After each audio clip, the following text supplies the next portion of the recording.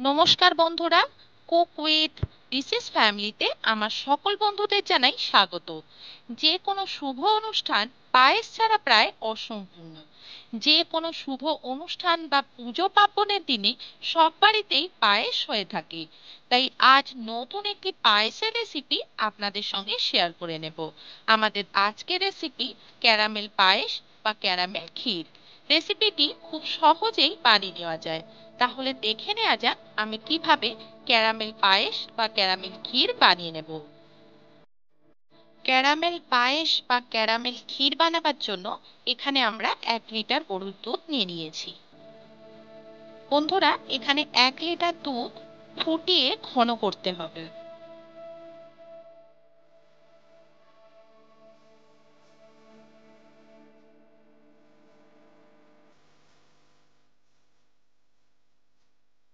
দুধটা অনেকটাই ঘন হয়ে কমে এসেছে। এবার এখান থেকেই 2 হাতা দুধ আমি আলাদা করে তুলে সরিয়ে রাখবো। ক্যারামেল পায়েস তৈরি করার জন্য এখানে আমরা গোবিন্দভোগ চাল নিয়ে নিয়েছি। চালটা খুব ভালোভাবে ধুয়ে পরিষ্কার করে নেব। এবারে আমরা একটি কড়াতে কিছুটা ঘি গরম করতে দিচ্ছি। ঘি গরম হয়ে গেছে। এবার ঘিয়ের মধ্যে আগে থেকে ধুয়ে পরিষ্কার করে রাখা গোবিন্দভোগ চালটা দিয়ে দেব। কিছুক্ষণ সময় ধরে ঘিয়ের মধ্যে চালটা একটু নেড়ে চেড়ে নেব। ঘিয়ের মধ্যে চালটা একটু নেড়ে চেড়ে নেওয়া হয়ে গেছে।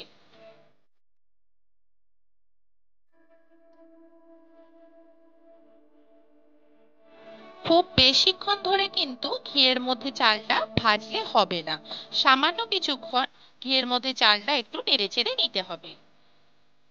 এবারে ঘন করে নেওয়া দুধের মধ্যে এই ঘিয়ের মধ্যে নেড়েচেড়ে নেওয়া চালটা দিয়ে দেব।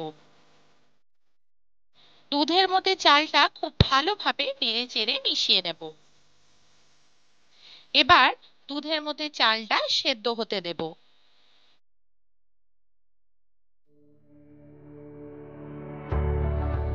চালটা সেদ্ধ হোক, ততক্ষণে আমরা আগে যে 2 হাতা দুধ তুলে নিয়েছিলাম সেই দুধের মধ্যে কিছুটা গুঁড়ো দুধ মিশিয়ে নেব। গুঁড়ো দুধটা দুধের সঙ্গে খুব ভালোভাবে মেশাতে হবে, যাতে গুঁড়ো দুধটা কোনোভাবে দুধের মধ্যে ডেলা না হয়ে থাকে।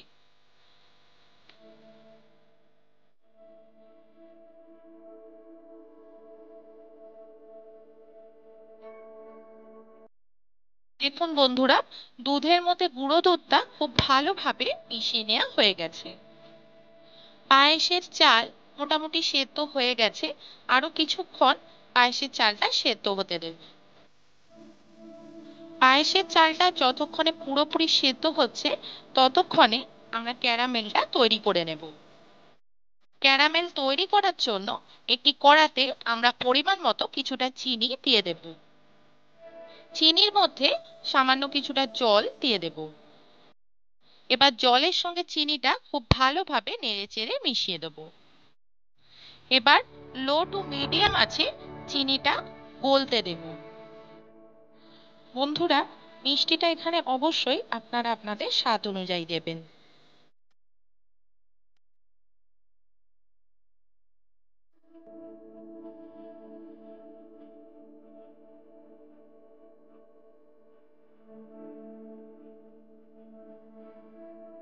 বন্ধুরা, পায়েসের চাল প্রায় সেদ্ধ হয়ে গেছে। এবার আমরা পায়েসের মধ্যে আগে থেকে গুলে রাখা পুরো দুধটা এবং কিছুটা এলাচ গুঁড়ো দিয়ে দেব।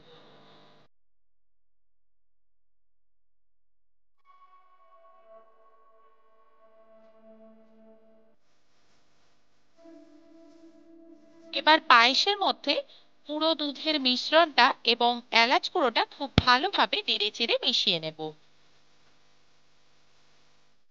গুঁড়ো দুধের মিশ্রণ এবং এলাচ গুঁড়োটা খুব ভালোভাবে পায়েসের সঙ্গে নেড়েচেড়ে মিশিয়ে নেওয়া হয়ে গেলে এবার আমরা পায়েসের মধ্যে ড্রাই ফ্রুটস দিয়ে দেব।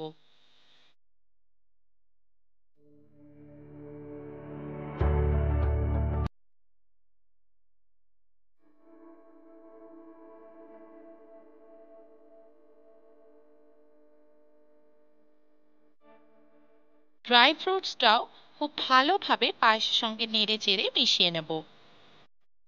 বন্ধুরা, অন্যদিকে চিনিটা খুব ভালোভাবে মেল্ট হয়ে গেছে।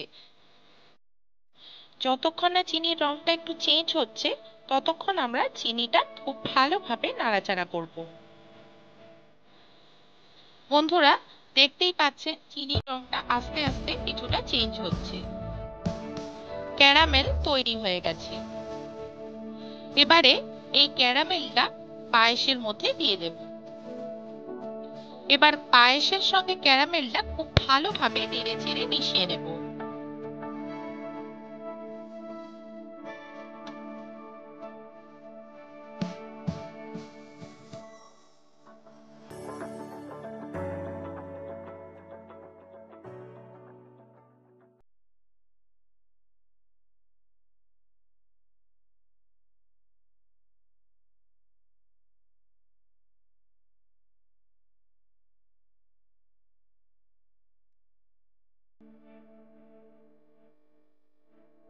পায়েসের সঙ্গে ক্যারামেলটা খুব ভালোভাবে মিশিয়ে নেওয়া হয়ে গেছে।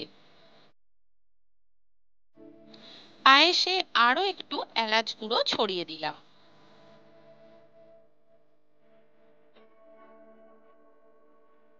এলাচ গুঁড়োটা আবারও পায়েসের সঙ্গে খুব ভালোভাবে নেড়েচেড়ে মিশিয়ে নেব। বন্ধুরা, তৈরি হয়ে গেছে ক্যারামেল পায়েস বা ক্যারামেল ক্ষীর।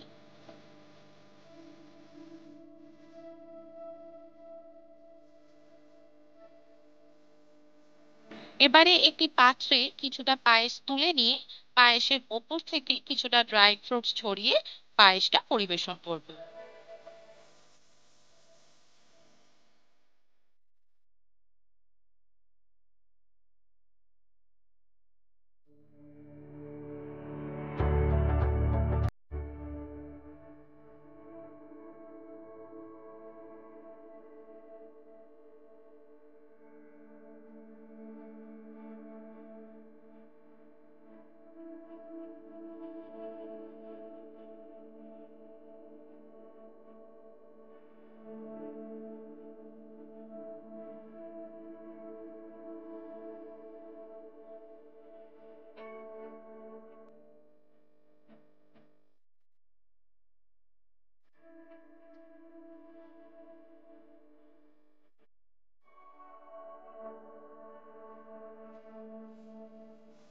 তৈরি হয়ে গেল ক্যারামেল ক্ষীর বা ক্যারামেল পায়েস রেসিপিটি।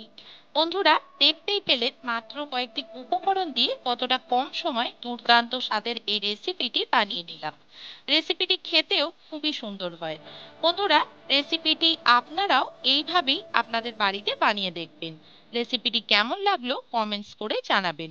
রেসিপিটি ভালো লাগলে ভিডিওটিকে লাইক এবং শেয়ার করবেন এবং আমাদের এই চ্যানেলটিকে সাবস্ক্রাইব করবেন। আমার সকল বন্ধুরা ভালো থাকবেন, সুস্থ থাকবেন। নমস্কার।